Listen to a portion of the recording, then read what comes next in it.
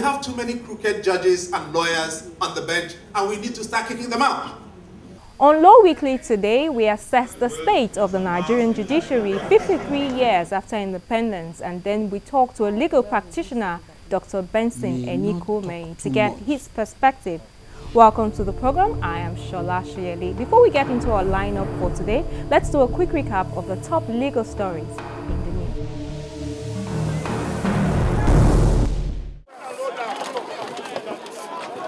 Hours after the plane crash of Thursday, October 3rd, senior advocates of Nigeria, Femi Falana, asked the chief coroner of the Lagos State High Court, sitting in Ikeja, to immediately commence an inquest to determine the cause of the Associated Airline plane crash, which occurred in Lagos and killed over 10 persons. The charter plane was conveying the remains of the late former governor of Ondo State, Olusegun Agagu, and 20 persons on board to Akure, the Ondo State capital, for the final funeral ceremonies of the late governor. Mr. Falana filed a petition before the chief coroner, giving him 7 days to begin the process. If the coroner turns down his petition, the senior advocate says he will file a suit to compel the commencement of the inquest. Mr. Falana wants the coroner to investigate, among other things, whether the plane was fit to embark on the 35-minute journey from Lagos to Akure, or whether it was flown by incompetent pilots.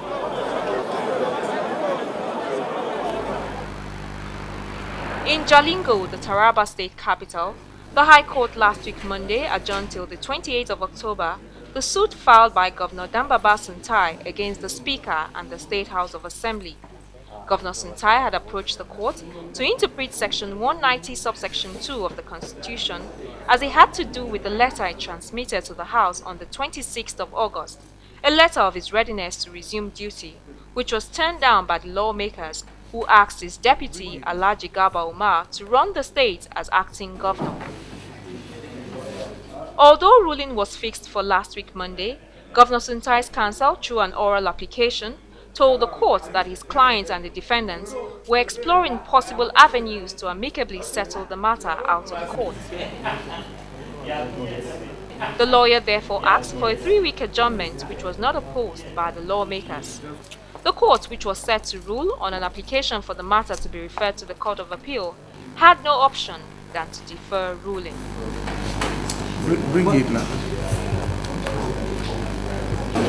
Last week Thursday, a federal high court in Lagos ordered the remand of Kazeem Adedeji, a former Oyo State Commissioner for Trade, Investment and Cooperative, who is charged by the Special Fraud Unit of the Police Force with a 77 million naira fraud case. Adedeji is standing trial alongside 2 others who are alleged to have also conspired with him to commit the fraud. They all pleaded not guilty to the charge and were remanded in Ikoyi prison by the trial judge, Justice Chukwujeku Aneke, who subsequently fixed the 8th of October for the hearing of their bail application. In another fraud-related case, the trial of suspected fraudster Fred Ajudua before a Lagos High Court sitting in Judiciary on Lagos Island has been adjourned till the 10th of October. The adjournment was at the instance of the lawyers on the matter, who told the court that they are presently in consultation over the matter. Though details of the consultation were not made known in court, there is speculation that the essence might be to enable Ajudua perfect his bail so that he could travel abroad for medical treatment. The EFCC had recently filed an appeal against the ruling of the vacation judge, Justice Ganiu Safari, who granted Ajudua bail on medical grounds. However, Ajudua is said to have pleaded with the Anti-Graft Commission to withdraw the notice of appeal to enable him go abroad for medical treatment. Fred Ajudua and his co-defendant, Charles Orie, are being tried for allegedly defrauding 2 Dutch businessmen of about $1.69 million. And we round off with the report that the National Industrial Court last week Friday quashed the compulsory retirement of 9 naval officers and ordered their reinstatement with immediate effect. Delivering judgment, the president of the court, Justice Babatunde Adejumo, held that the compulsory retirement was illegal and unconstitutional and did not follow due process. Rear Admirals John Popogiri, Francis Akpan, Sunday Lawal Baja and 6 others were compulsorily retired in 2007 over alleged bunkering. The court has however held that the Nigerian Navy failed to present any documents before the court to justify the retirement of the officers. The Navy was then ordered to pay their salaries and entitlements from 2007 till the date of judgment.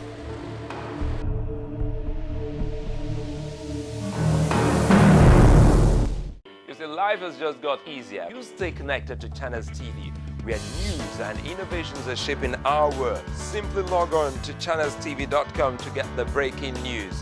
Browse the homepage according to what matters to you. Tap on the extended coverage of business, sports, politics, lifestyle, infotech, entertainment, health, world news, and lots more. Click on the live link and see the news in real time. Do you want to watch the latest video of the day? It's just a click away. Friend us on Facebook, YouTube, follow us on Twitter, Google+, participate in Channels TV poll and share your comments. It's a website you can talk to. Your voice will be heard. ChannelsTV.com. The news at your fingertips. Welcome back. The social contract, which way in Nigeria, was the theme of a public lecture held recently by the law firm of Tayo Yetibo and Co. It drew a rich crowd of prominent concerned Nigerians who examined some of the problems plaguing the nation at 53 and gave diverse interesting suggestions for going forward. People are thinking that our problem today in our country is because of different languages, different tribes, different ethnicities, and we need to sit down to agree. You need to think very, very well. The most successful country in the world today is America. It's the most diverse country in the world. In Nigeria, is there a social contract? We have something like that in our constitution. Section 17 says, let me read. It said the state social order is founded on ideals of freedom, equality, and justice. And it goes further to say, in furtherance of the social order, every citizen shall have equality of rights, obligations, and opportunities. To my own understanding, and my take on this constitution means nothing to me. In so far as we don't make the provisions of Chapter 2 justiciable. It makes no meaning, it makes no sense to any person. We are talking about fundamental human rights. What is the meaning of fundamental human rights to somebody who has left school, he doesn't have any job, or to an old man who doesn't have any care, or to a child that is rudderless, or a child that is not cared for? It makes no meaning. And it says, and the law says, the Constitution itself says, every authority should endeavor to comply with. And then I want to insist, Lord, and by way of suggestion, that our judges should come out of their cocoon. This idea of saying that the judges cannot be slaves to ideas and ideas, but to the letters of the Constitution and expanding it. With so many lawyers gathered here, the public lecture also touched on some of the challenges of the legal profession. Maybe this is a final chance, a final opportunity for Nigerians to pose the questions that Bola Ige posed before he died. Do we want to live together? And if so, how? We have to come to terms with those issues. So this constitution, I'm sorry, is Decree 24 of 1999. It's a military instrument which is claiming to be a constitution. We have too many crooked judges and lawyers on the bench, and we need to start kicking them out. We need to start calling them out, we need to start disciplining them, and we need to start sending them to jail. If a judge like the Abia State Chief Judge falsified their age, we should prosecute them. Why is the man not in jail? The level of congestion in our courts is unacceptably high, and that takes on the average 15 to 20 years to litigate from the High Court to the Supreme Court. The time has come when we must stop the regime of stopping a case going on in a particular court on the ground of jurisdiction, because ultimately it will come before judges who themselves have not specialized in either admiralty law or land law. It's a waste of time. The litigant is not concerned about which court, which one has jurisdiction. Is interested in getting justice for himself or for herself. So when you begin to introduce all these technicalities into getting justice, it becomes a problem for the litigant. So all these reasons are creation of the practitioner.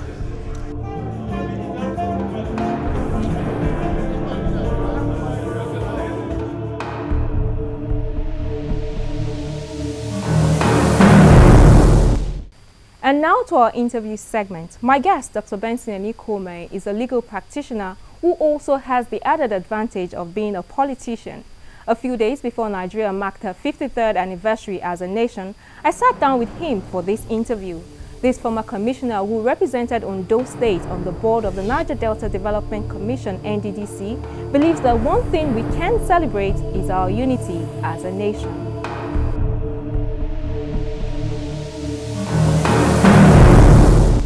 We can say, describe as our challenges. I will not write Nigeria off, absolutely, I will not. The fact that the amalgamation of 1914 is still existing and we are bound together. We have our differences. The fact that this country is still one united, indivisible country is something to talk about. It's something to rejoice. You recall that some countries had broken down. Some countries, you know the USSR of those days. They've turned into pieces, but Nigeria is still one. Aside from this, people of my age may not talk too much of democracy, save as from probably maybe 1980, 1979 or thereabout. Before 79, every one of us were tutored by the military. We knew two or nothing about democracy. But from 1999 till date, about 14 years or thereabout now, we have had consistency of civilian administration. Some will call it democratic. Some will say it's not democratic, it's civilian administration, whichever typology or name that is given to it. But the fact that one person is not saying, I major directing us, is something that we can say we've moved on. Even in our technological advancement, particularly in communication, I recall some years back, we just need to queue. And I think about 400,000 lines or thereabout. Yes, the network may not be the way we want it, but again, it's better than how it was before. These are some things which we can say. If we're not a united nation or country, as it were, the president went to address the 68th General Assembly and United Nations and was demanding for the fact that Nigeria should have a seat in the Security Council, that is the non-permanent member, and that the West African countries, ECOWAS, had endorsed Nigeria, AU itself had endorsed Nigeria. So assuming that we were splitted into pieces, it won't be that. It won't be that way. So whichever conference that is necessary, we should sit down and talk about it. And so you subscribe to that? Oh yes, of course, I do. I subscribe to our talking. You see, it is like a man and a woman managing a home. They call themselves husband and wife. The man comes, he carries his briefcase, walks into the room. The marriage will tear apart. One of the days, the woman will say, man, we need to talk. Oh. We just have to talk. The man only say, no, you have to talk. Look, I am fed up with this, you're coming in and going to sleep. What is happening about our finance? I mean, when the man opens up and says, you too, in that regard, they will disagree, and then they will not begin to know how each one ought to comport himself in the family. But if we have a sovereign national conference, what would be the modalities for electing, or is it choosing those who would represent us? Who are those who will gather to talk? There was a time we had this option A4 that started from unit to local government and all that, and people were selected, right? For example, I am from Ilaje in Ondo State, right? We know ourselves. We can evolve a situation in which we say, we give ourselves a time frame. The conference may not be 6 months from now. It may be a conference that we plan and say this conference is going to take place in 2016. We are here in 2013. Within now 2016, we have plans. We should plan for it and say, okay, by 2016, we are going to have our conference in which we talk. Just 3 years. The beauty of the world is talking. What did they go to do at the United Nations? It is to talk. Every item in the world, even God said, he said, come now, let us reason together. That is the height of God would have just rolled out decrees. He said, now come now, let us reason, present your reasons. So if we say we shouldn't and we bottle up, there will be crisis. The day the thing explodes, it will become issues. So our leaders should listen very well that our togetherness borders on let us keep talking. And the more we talk, the more we understand each other. Husband and wife that talk together and look at each other on the face will appreciate themselves more than those who are suspicious of each other. This call that we should sit down as a nation and talk, there are some who have also made the same advocacy for the legal profession and all its stakeholders to also sit down and talk. Do you think that is something that we need, or how well would you assess, the judiciary also in 53 years? Of course, yes. This is an arm of government that more or less is the arbitrator between the other arms of government.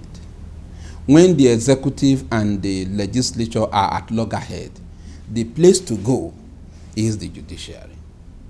In fact, when a citizen and another citizen are at war, the place to go is the judiciary. When a life of a man is to be eliminated, to be determined whether he should live or not, this is the arm of government that decides it. If it is done by the executive, we say extrajudicial killing. That it is reprehensible. Look at the one that the Apple issue that is going on now, whether rightly or wrongly, people are talking. But assuming that a judge was the one that gave that order to say those people there should be executed, nobody will raise issue. It won't generate issue. Therefore, the quality of men and women who are in this sensitive arm of government is very vital. And when I talk about the judiciary has so many arms. You don't talk about the judges alone. The judges don't just go to preside over cases. Lawyers go before the judges. Yes. They are involved. And litigants come to lawyers. They come to lawyers. So the quality of the caliber of judges that will preside over this matter, really said they should be men and women above board. They should be people who we can refer to, like we say, it's like Caesar's wife. But once in a while, you come across some that mess up. So when the judiciary sits down and talk, we determine the mode of appointment. Oh, yes, of course. Some of these other issues. You see, there are lazy individuals that they pass from, I don't want to mention, from Ministry of Justice, just like that, and then eventually become judges. But can there be a foolproof way of getting No, we can't get foolproof, but we know ourselves.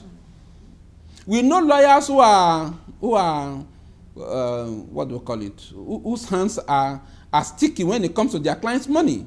We know some of them who are just sheep, wolves in sheep's clothing. We know them. So when you bring this out and say, no, this person cannot go, we know his character. We should be able to say it. But what stops us from saying it now? But the mode of appointment now is not so. That's why you say lawyers should have input into it. There's no doubt that the quality of the bench is also determined by the quality of the bar. Because that's correct. Lawyers who eventually end up. That's correct. These days, what you also find among senior lawyers, people you expect to be disciplined, is that they come to court, argue all manner of applications just to stall trial and waste the time of the courts. And this goes on, and even the lawyers, there's a high level of indiscipline among lawyers. And so when you talk about the bench and we have corrupt judges, even the bar needs to purge itself. I must say. And so if lawyers would not name names and make examples of those of their colleagues that do these things, then how do we? I think of late, maybe last year or thereabout, about 4 lawyers were derobed. And some people said that was not far-reaching enough, those were even lawyers that a lot of people didn't even know. Yeah, it may not be far-reaching enough, but sometimes again, if allegations are made, you must also look at the facts surrounding it to see whether this thing is true or it's not so. But again, I know colleagues that come to court with frivolous applications. Your colleague on the other side cannot say your application is frivolous. The person that presides over the matter, because it is his court. The court is the judge's court. That's why all of us come there and say, "My Lord," be it senior advocate of the senior advocate. As soon as you come before that court, you must bow to your lordship. He is in charge of his court. He decides what should happen or what should not happen. I have a temptation to mentioning a judge who performed very brilliantly in this respect. Well, for whatever it is, but if he had done well, why not we mention him? Justice Abiru. Justice Abiru was in Ikurudu of Lagos High Court. I'm told he's elevated to the Court of Appeal. The man merits it. You won't appear before Justice Abiru in Ikurudu, and then you come with a frivolous application. He will say, "Let me hear you." You will bring the frivolous application. If you had brought 14, you will hear the 14 within 30 minutes and dismiss all of them and say, "My friend, proceed." For goodness sake, let's have integrity as our watchword. For this over 18 years I've been involved in this work of, I took a French leave to go into politics, but I'm back to my profession. And if you bring in a case that I consider not good enough, I will counsel you. No, lawyers are not supposed to reject briefs, but I counsel you, say, this matter, this is the way it's likely to go. And if I'm to do it in good faith, this is the way I will handle it. I want us to quickly talk about, that part when you said that you left, when you took some time off from the legal profession to do politics. You were on the board of the NDDC, as you alluded to, but there are those who we still, one of the things that a lot of people still want us to talk about is this security situation in the country, and NDDC, Niger Delta militants, people who benefited from the amnesty program of the federal government. These are things that you very well know about. Now, some of your colleagues, notably Mr. Mike Enikuomehin, who was recently kidnapped, has come out to say that amnesty should be extended to other criminal elements. What would you say to calls like that? Well, sometimes if a man goes through trauma, a number of things could happen. But the fact is this amnesty is being bastardized. The use of this amnesty is being bastardized. Amnesty, as it is properly used, is a kind of pardon that the state offers to a class of person or group of individuals, usually political offenders. Usually people who are politicians, who one way or the other they have issues, but now they are being pardoned. And the state will say, "Okay, it's all right. We don't want to try you. For this purpose, we grant you pardon, amnesty." If you ask amnesty for kidnappers, then we should ask for amnesty for armed robbers, amnesty for murderers, then amnesty for rapists. Then where are we going? we cannot be a lawless society. Crime is a crime. Take for example some persons who have political challenge and opposition, and issues have arisen, and government trump up maybe charges sedition or whatever it is, and slam them in prison. Another government comes in to pardon you. So these are the kind of people that should. These are persons that will benefit from it, not people who have propensity to go and commit crime. So the call for amnesty for kidnappers. No, it's uncalled for. It's a misplaced priority. It's a misplaced priority.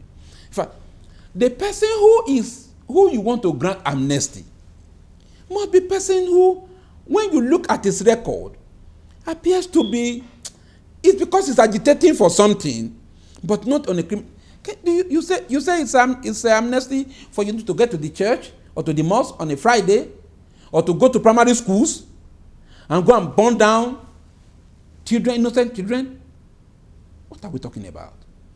We shouldn't go to the level of degeneration. It shouldn't arise. So the call, I can juxtapose it somehow, and that is to say the man was traumatized. I'm told that they've made some inroads into arresting the mastermind of that, whether it was a real person or not, but that's what we have just heard. And it's uncalled for. It's not a thing to talk about. So the law should take its course. We are having challenge now, security challenge, and it's almost worldwide. You see what happened in Kenya just of late. But that is not to say criminals shouldn't face the punishment. And that again comes again to the judiciary. These things should be expeditious. I handled the matter in Osogbo. I think within 1 year, we concluded the matter and judgment was delivered. The person was convicted. 1 year, and I must commend the judge. Within 1 year, we concluded the matter. So that's the way to go. That's the way to go. And not to look for amnesty. Amnesty for what? If need be, if these persons are committed, if the prisons are not big enough, let's expand it. Let those who commit heinous crimes be punished.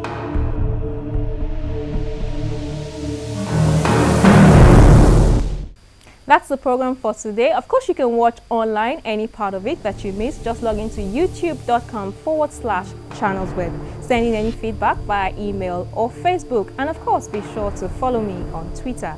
I'm Shola Shieli. Thank you for watching.